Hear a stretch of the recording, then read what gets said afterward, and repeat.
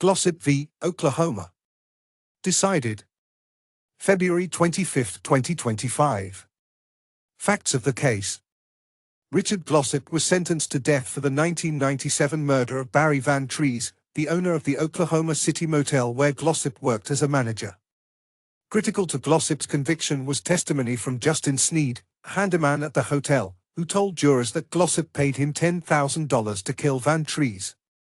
After Glossip's conviction, he received information that Sneed had testified falsely about his mental health and whether he had seen a psychiatrist.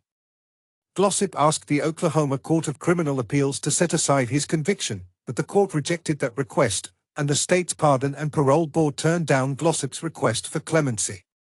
All told, Glossip has spent 26 years behind bars, faced 9 execution dates, and had multiple independent investigations that raised serious doubts about his conviction.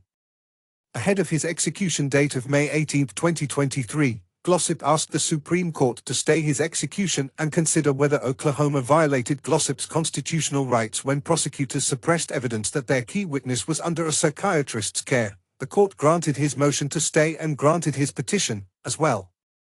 Question: May Oklahoma carry out the execution of Richard Glossip in light of the prosecutorial misconduct and other errors that affected his conviction and sentencing? Conclusion: the prosecution's failure to correct false testimony violated the Due Process Clause under NAPU v. Illinois. A conviction that relies on false evidence, knowingly allowed by the prosecution, requires reversal if there is a reasonable likelihood the falsehood affected the jury's judgment. Justice Sonia Sotomayor authored the 6-2 majority opinion of the court.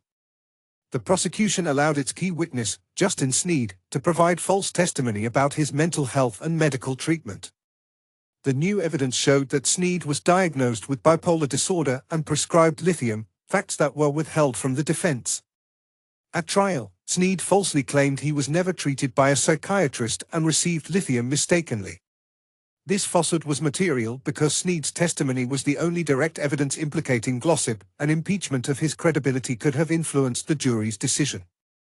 The prosecution had prior knowledge of Sneed's mental health treatment and still failed to correct the misstatement when it was made to the jury. Correcting this false testimony would likely have changed the jury's assessment of Sneed's reliability. Additionally, the prosecution's violations extended beyond NAPU. It suppressed exculpatory evidence, interfered with witness testimony, and allowed destruction of key physical evidence. Given these cumulative errors and their impact on the fairness of the trial, Glossip is entitled to a new trial. The Oklahoma Court of Criminal Appeals' rejection of the Attorney General's confession of error was based on a misapplication of federal law. Justice Neil Gorsuch did not participate in the consideration or decision of the case. Net Law TV.